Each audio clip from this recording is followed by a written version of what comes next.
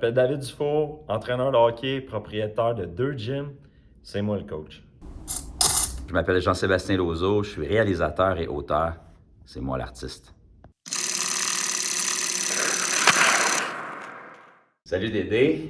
Aujourd'hui, à notre balado, on va parler d'un sujet qui peut être controversé, qui, pour sûr, laisse personne indifférent, les arbitres. Je mets un Z avant. Qu'est-ce qu'on pense des arbitres? Bien, premièrement, je pense que sans les arbitres, il n'y a aucun sport d'équipe qui peut jouer. Fait que les arbitres sont d'une importance Capitale. capitale, primordiale. Tu peux pas jouer s'il n'y a pas d'arbitre. C'est sûr que c'est un sujet comme, surtout mettons dans le hockey en ce moment, c'est un sujet un peu comme tabou parce qu'il y a un manque d'arbitres. Puis le manque d'arbitres fait qu'il y a des arbitres qui devraient peut-être pas tout le temps arbitrer les catégories qui arbitrent. Mais là, tu te dis, OK, soit qu'on joue avec les arbitres qui sont pas supposés t'arbitrer, ou soit qu'on joue pas. Fait que c'est sûr qu'on veut jouer. Ça vient avec des fois des décisions, mettons, nébuleuses. Mais je suis pas prêt à dire que c'est comme tout le temps la faute de l'arbitre. Il y a aussi que, je parle pour le hockey, là, parce que c'est le hockey que je coach, mais les règles sont tellement rendues compliquées puis tellement de zones grises que, tu sais, même moi, j'ai arbitré mag, novice, tu sais jamais comme s'il faut que tu appelles la pénalité ou pas, ou tu sais, là t'en laisses passer une, mais là t'es pogné pour en laisser passer un autre, mais là, en tout cas, c'est un travail très compliqué. On va mettre une chose au clair, on n'a rien contre les arbitres. Il y a plus de bons arbitres que de moins bons. Ceci dit, on n'est pas là pour souligner le bon travail des arbitres. On veut juste parler de comment ça serait possible d'améliorer leur travail parce que, moi je vais te parler en tant que parent, c'est frustrant quand on regarde un match, puis justement, les pénalités, certaines pénalités sont appelées. Pendant d'autres matchs, elles ne sont pas appelées. Et c'est le même geste qui a lieu sur la glace et l'arbitre le voit. Je suis très conscient qu'il ne peut pas tout voir, mais quand il le voit, des fois, il en laisse passer, des fois non. Comment on fait pour se situer là-dedans? Honnêtement, je coach une catégorie qu'il y a de la mise en échec, le contact physique, je ne sais même plus comment il l'appelle. Mais c'est de match en match, dépendamment du staff, parce qu'il y a des fois le même arbitre en chef, mais pas avec les mêmes juges de ligne, ou peu importe qu'il y ait de l'alternance qu'il y a. C'est pas le même type d'arbitrage, même si c'est le même arbitre. Fait que de match en match, ce qu'on dit aux joueurs, c'est oublie pas, il faut absolument que tu ailles à la rondelle, ça. Là, tu arrives comme exemple, ce que je juge qui a été un match super bien arbitré, notre dernier match. Là, lui, il était permissif, il laissait plus de mise en échec. Match à Bourget. Ouais. Il laissait plus de mise en échec, puis là t'es comme, OK, ben là, tu dises aux boys, OK, ben là, finalement, on joue au hockey comme ça se joue ailleurs dans le monde. Fait que là, faut que tu t'ajustes tout le temps comme de match en match. Ouais. Tu sais, le comment faire, je pense que la première des choses, c'est qu'il en manque. Ouais. Fait que tu sais, comment faire pour pas qu'il en manque, tu sais.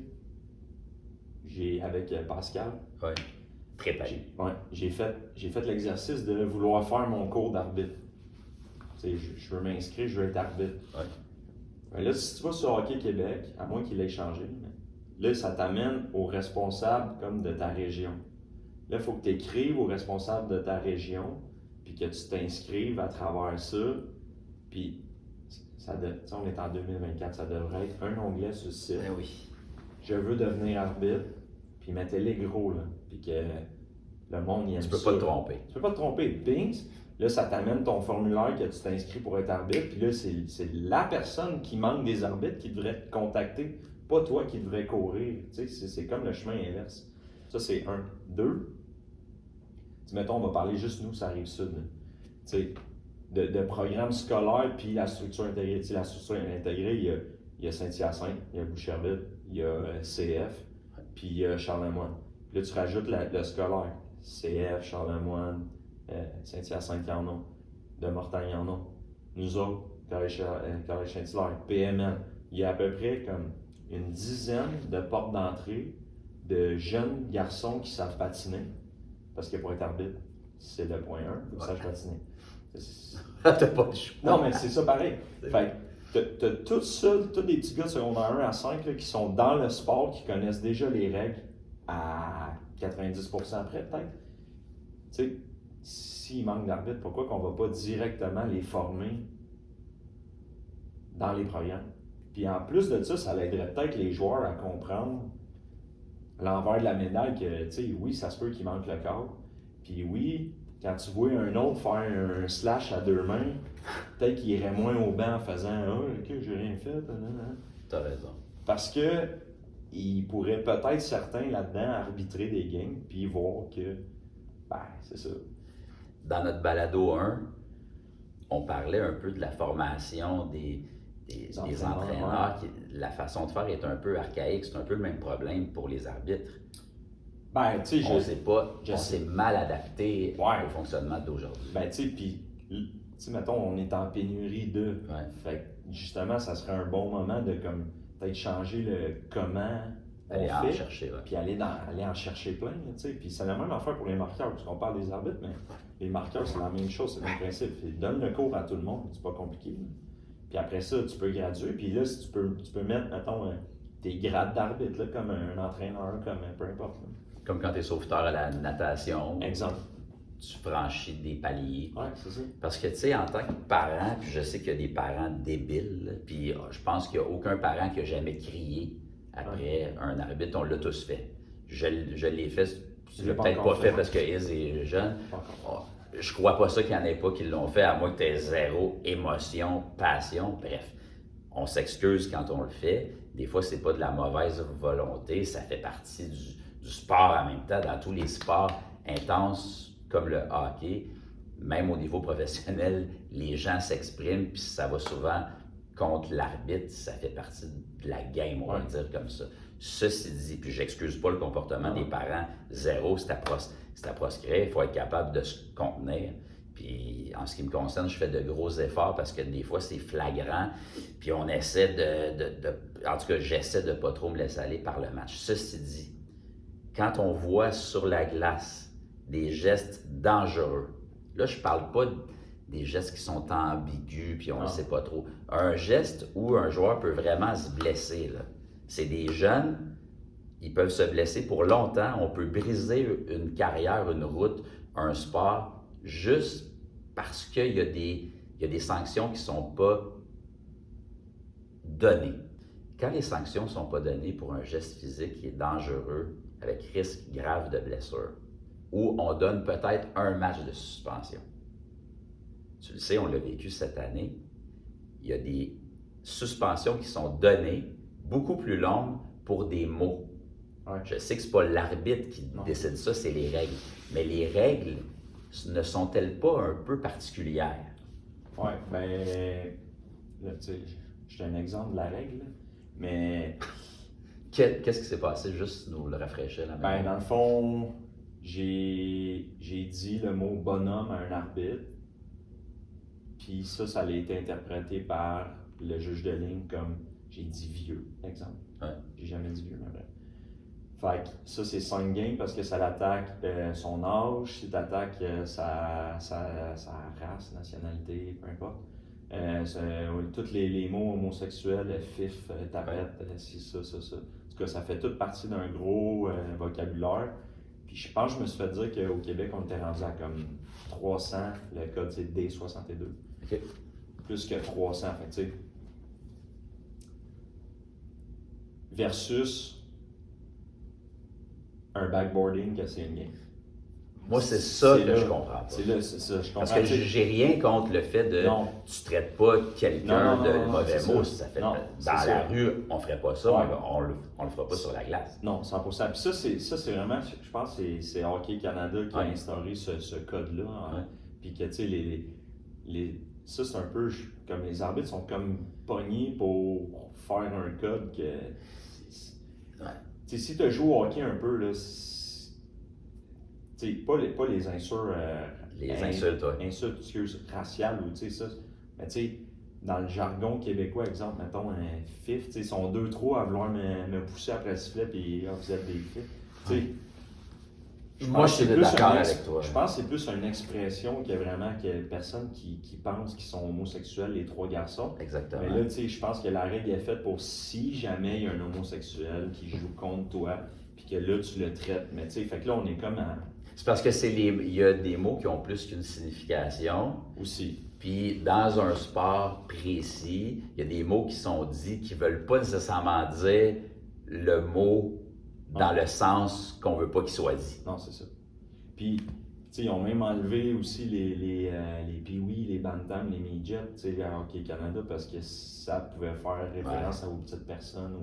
Mais je trouve qu'on est trop woke dans nos règlements. C'est peut-être pas le sujet de ce balado-ci, mais donc les arbitres doivent gérer avec des règlements auxquels ils n'adhèrent pas nécessairement. C'est comme je disais au début, c'est que c'est rendu compliqué. Ça, c'est une affaire, puis à la limite, ça, c'est quasiment plus facile parce que tu entends le mot, tu te réveilles, tu sais c'est le qui le dit, puis souvent les gars, ils vont même le dire à l'arbitre. Hey, il a dit, telle affaire, tu l'as entendu, tu sais. Fait que là, ils vont s'éveiller. Sauf que tous les règlements, mettons, de hockey, que ça aussi, c'est rendu très nébuleux. Là, pour la mise en échec, là, c'est... Puis, c'est incroyable, ça. Puis c'est rien pour aider les arbitres qui font leur plus meilleur possible à gérer un match de hockey. Puis tu sais, c'est quand même dur à arbitrer. Je l'ai fait une couple de games. Tu sais, t'en manques des calls, puis tu sais que tu l'as manqué, mais tu peux pas revenir comme 4 secondes après. Hey, excuse, j'ai manqué ton tripping, tu sais. Il faut que c'est une réaction. Puis là, t'as la foule qui crie. Des joueurs qui sont mécontents. Là, tu veux-tu égaliser la prochaine de l'autre qui ressemble, puis là, tu sais, c'est plus compliqué que juste tout caler. Là. Puis l'autre affaire, il ne faut pas oublier, c'est du banc, coach, ou les estrades, les parents, ça va moins vite que quand tu es sur le jeu. C'est clair. T'sais, on a fait une game par enfant. Ouais, puis c'est ça. Ça me tente pas d'en parler. Non, mais tu sais, ça va vite pendant le jeu. Ça se peut qu'il y ait des mauvais calls. Mais je trouve que, tu sais, tripping, slashing, cross-check d'habitude. Ouais, puis boarding, là. Ouais, boarding. Mais c'est quoi le terme en français? C'est donner de la bande. Bon, donner de la bande derrière. Donner de la bande, plaquage par derrière. Ouais. Puis toutes les mises en échec illégales, puis coup à tête, ça, c'est très, très, très le jugement de l'arbitre. Parce que c'est ce qu'il a vu, puis comme on vient de dire, c'est que ça va vite. Ouais. Mais tu sais, mettons un 2 coups à tête versus un 4. Là, il faut qu'il juge l'intention du petit gars si c'était d'aller directement à la tête ou pas. Fait qu'un coup de poing dans le gris, c'est 4. Mais une mise en échec, là, ça peut être un 2 ou un 4. Fait que tu sais, juste qu'il y ait interprétation, c'est comme... Dédé, moi, je veux que tu m'expliques, puis pour tout le monde, là, une mise en échec, ça se donne comment? Parce que je sais que les joueurs ont des formations. J'ai l'impression que des fois, les formations sont moyennes. Ouais. Une mise en échec, c'est pas le coude. Non. C'est l'épaule, si je comprends bien. Tu veux-tu nous le montrer, nous le démontrer? C'est quoi une mise en échec? Tu m'envoies des curves. Mise en échec, tu sais, premièrement, mise en échec, là, je vais dire au Québec, là, parce que, tu sais, on connaît tous des gars qui ont été joués Ontario, États-Unis. Partout ailleurs, c'est comme quand tu ouvres ta TV et tu regardes le Canadien. Il y a plusieurs variations de la mise en échec, puis il n'y a pas de punition. Si on jouait de même dans notre belle province, là, on serait tout le temps puni. On en connaît plein qui sont tout le temps punis, mais je veux dire, tu les mets ailleurs, puis il y a comme moitié moins de punition. Ouais. Mais au Québec, je pense, si je ne me trompe pas, jusqu'à avant Midget 3, fait que Midget Espoir et moins. Il faut absolument que tu aies l'intention d'aller à la rondelle en premier. Donc le bâton devrait être vers la rondelle en premier. Tu sais, ça c'est une bonne habitude à prendre. Après ça, tu es supposé avoir une phase de glisse. Fait que tu peux pas arriver puis juste comme bing. Fait que tu es supposé avoir ça, une phase de glisse. Puis après ça, mettre en échec avec ton épaule, puis là, tu sais, le grand dorsal, la hanche, blablabla. Sauf que c'est comme un peu quand il y a un architecte qui fait un plan, tu sais. Ouais. C'est ça, mais quand le gars de la construction il arrive, il fait ouais, c'est parce que c'est beau ça, là, mais ça marche pas tout le temps de même, tu sais. Fait que si tu t'en vas dans la même direction que le gars, comme on fait dans les pratiques de mise en échec, tu t'en vas dans la même direction, t'es bâton à bâton, t'es pings, ok? Ça se fait bien. À la seconde qu'il y a un face-à-face ou à la seconde qu'il y a un changement de direction, à la seconde qu'il y a de quoi qui n'est pas dans la même direction, tout ce qu'on enseigne, ça devient moins applicable. Je comprends. Parce que défendre dans n'importe quel sport, c'est avec ton corps, puis tu essaies de gérer l'espace. Tu sais, la nuit du B, tu temps, espace, mais c'est ça. Tu veux y enlever du temps en arrivant vite, puis après ça, tu occupes l'espace avec ton bâton, avec ton corps. Mais dès qu'il y a un changement de direction, le petit gars, il ne peut pas revenir, faire bâton à bâton, passe de glisse, puis mettre en échec. Le gars, il est parti, ça fait 4 secondes. Fait que c'est là que les punitions, souvent, arrivent. C'est qu'il y a un changement de direction, puis là, tu ne veux pas te faire avoir. Fait que là, tu vas aller avec tes mains, tu vas aller avec ton coude, tu vas aller, tu sais, avec ton corps. C'est là que le jugement de l'arbitre, la marge est là. Et la zone grise est là, parce que quand on s'en va les deux de même, c'est rare qu'ils vont une punition sur une mise en échec. Là. À moins que le petit gars il saute, là, mais tu sais. Mais si j'arrive et je te fais ça comme ça. 4 coups à la tête. Ça, c'est correct. Mais voilà. Mais même si la théorie ne s'applique pas toujours facilement, je trouve que sincèrement, beaucoup de joueurs ne savent pas faire une mise en échec, non. Mais tu sais, il ne faut pas oublier l'enfant. Il commence il y a un facteur aussi que c'est l'âge à laquelle il commence à 14 ans faire la mise en échec. 13-14 ans. Ouais. C'est aussi là que les gars ils commencent à avoir un petit peu plus de testostérone puis à vouloir se mesurer puis s'essayer. Puis comme tu as dit, c'est un sport d'émotion. Fait que là, tu te fais frapper, là, si tu as joué un peu, tu le sais. Là. Le 52 vient de me frapper. Quand je vais avoir la chance, je vais l'enligner.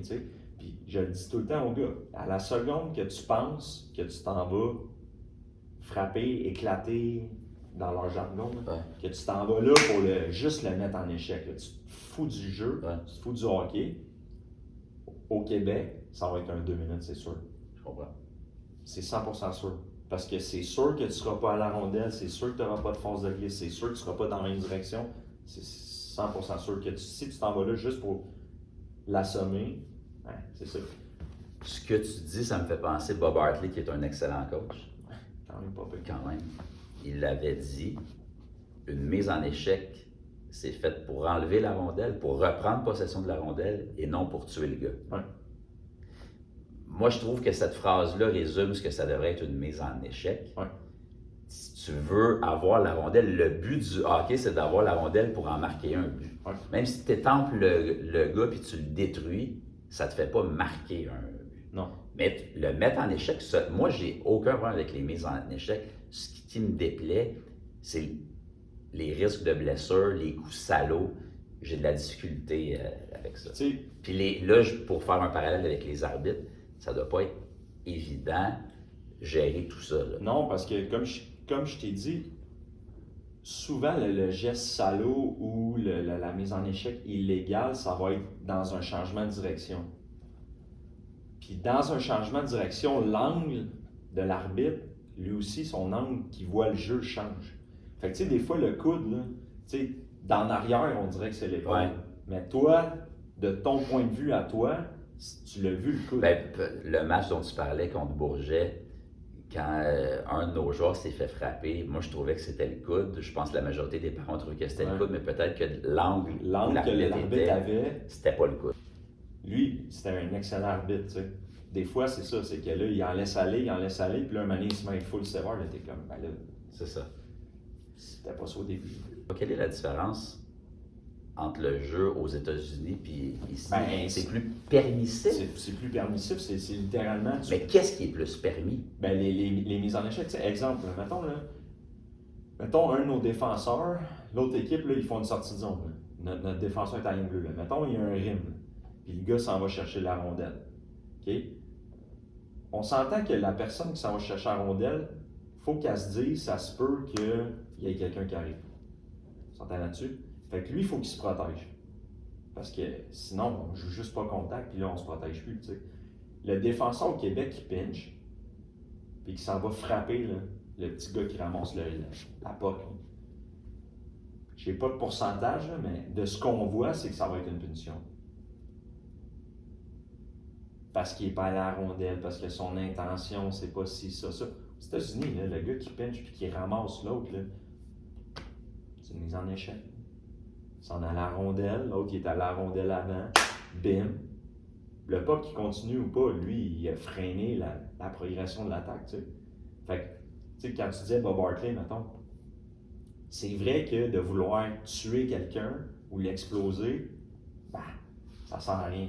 Sauf que c'est aussi vrai que si tu t'en vas le mettre en échec sur ce jeu-là, exemple, ben, il ne progressera pas par là. Fait que tu as servi à au moins freiner un peu l'attaque, tu sais. Ouais. Fait, mais ça, c'est ça qu'on n'a pas, nous, dans notre game. Tu sais, toutes les mises en échec dans le centre de la glace, là, tu l'as vu cette année, Ouais. c'est quasiment automatique. Puis tu sais, ça veut pas dire que c'est une mise en échec dangereuse, ça veut pas dire que le petit gars il est arrivé blindside dans l'angle mort, puis que l'autre, tu sais. Fait que là, ce qu'on est en train comme de créer, c'est que les gars qui ont la rondelle, c'est comme si ils peuvent aller où ce qu'ils veulent sur la glace, sans trop se dire, ça se peut que ça fasse beau.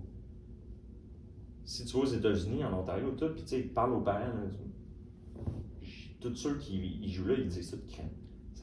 Ça frappe, on peut frapper. Tu sais, j'entraîne des gars qui jouent ailleurs, puis tu sais, c'est demandé par les entraîneurs, là, finis tes mises en échec, puis frappe, puis ça, c'est des gars qui ont joué une Jet 3 ici, puis qui se faisaient dire l'inverse, non, t'as pas le droit de frapper. Est-ce que pour un arbitre, c'est plus difficile arbitrer dans un tel match ou un match au Québec? C'est sûr, plus qu'il y a de zones grises, plus c'est difficile pour un arbitre, là, ça, 100%. Donc, au Québec, c'est plus difficile d'être un arbitre. Ben oui. C'est quoi, mettons, le profil d'un bon arbitre? Qu'est-ce que c'est? Bon arbitre, là, ben, tu sais, point de vue coach. Ouais. Bon arbitre, moi, ce que j'aime, c'est quand il parle beaucoup ça glace aux joueurs, qui va leur expliquer, tu sais, il va dire, OK, laisse-la aller, OK, baisse ton coude, si, ça, à la place de tout le temps juste sévère. Je comprends. Puis ça, les joueurs, ils le ressentent, puis ils le savent, parce que quand ils arrivent au banc, hey, l'arbitre me dit telle affaire. C'est ça, il t'avertit avant de te le donner. C'est comme une bonne police. Les polices qu'on aime, c'est les polices qui nous arrêtent, qui nous disent, hey, la prochaine fois, je te donne attention, juste fais attention, puis tu sais, ils guident jusqu'à où ses limites sont, puis tu sais, c'est les jeunes qui jouent, fait que c'est à eux qui devraient parler le plus. Ouais. Fait que moi, je pense que communication avec les joueurs, ça devrait être tout le temps. L'autre affaire, c'est quand il vient, tu sais, parce qu'avant chaque match, il vient voir les entraîneurs. Ouais. Quand c'est clair. Hey, aujourd'hui, les boys, tu sais, moi, c'est demande à lui telle affaire, puis bon match, puis toi, c'est quoi ton nom? Tu sais, quand il essaie d'avoir comme déjà, avant que la game commence, une relation avec le staff, tu sais, juste ça, tu vois qu'il est déjà en contrôle de son match. Je comprends. Fait que tu doutes pas, tu sais, puis on en a vu plein, tu sais, qui arrivent, puis il donne la main molle, là, puis il regarde à terre, puis bon match. Ça, tu dis, oh boy, faudrait pas que ça dégénère, là, parce que il y a de la misère à nous donner la main, on est les coachs du hockey scolaire, tu sais, c'est pas, tu sais, on n'est pas Guy Boucher, là, comme tu as dit. C'est pas John Tortorella. Non, c'est ça. Fait que, non, c'est ça, vraiment pas, tu sais. Fait que, tu sais, ça, la relation avec les joueurs, la relation avec le coach, puis après ça, c'est juste je pense, une constance dans la game, parce que comme je t'ai dit, quand on voit que les 5 premières minutes, il a donné une punition de chaque bord, mettons, tu te dis, OK, là, lui, c'est ça, puis il faut qu'on respecte ça, parce que c'est lui qui dicte c'est quoi les règles sur la glace. Ouais. Fait que c'est un peu comme la police. S'il est tout le temps au même stop, puis ça fait 2 fois que tu te fais pogner, ben c'est parce que tu n'as toujours pas compris qu'il est tout le temps au même stop. Puis, tu sais, c'est ta faute à toi. Comme à Saint-Hilaire où il se trouve près du chocolat favori. Ouais, exemple. Sachez-le, les gens de Saint-Hilaire. Fait que ça, tu le sais tout de suite, là, tu sais que, OK, il est de même. Autant que, exemple, notre fameux match, ben là, il laissait un petit peu plus aller, il y avait des bonnes mises en échec, puis tu sais, il y a eu des bonnes mises en échec, puis je pense pas qu'il y a eu des gestes disgracieux, Non, dangereux, tu sais. Peut-être un coude qui est haut de temps en temps, mais tu sais, c'est... Un genou, mais c'était pas super. C'est ça. Puis, tu sais, c'était pas comme un flagrant genou, c'était plus comme un face-à-face. Fait que, tu sais, puis encore là, tu sais, lui, peut-être de où ce qu'il était, c'est pas ça qu'il a vu. Fait que nous, tu sais, nous, avec du recul, c'est facile. Non, il était très bon. C'est ça. Puis c'est important qu'on le souligne parce Ouais. qu'il y a plus de bons Oui, arbitres. 100%. Mais c'est important quand même de le mentionner qu'il y a quand des éléments à améliorer. Ouais. Puis il ne faut pas que les jeunes se blessent inutilement. Puis c'est pour ça qu'ils sont là aussi. En tant que parent, je trouve, puis en tant que joueur aussi probablement, puis entraîneur, un des problèmes, c'est le manque d'arbitres.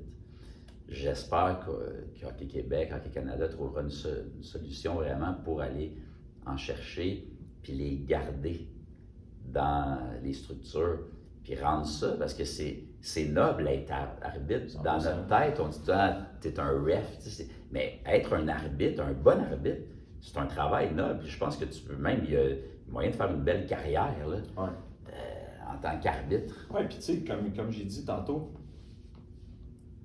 il y a plein de programmes à travers le Québec, dans toutes les régions. C'est pas comme si c'était juste la Rive-Sud ou juste la Rive-Nord.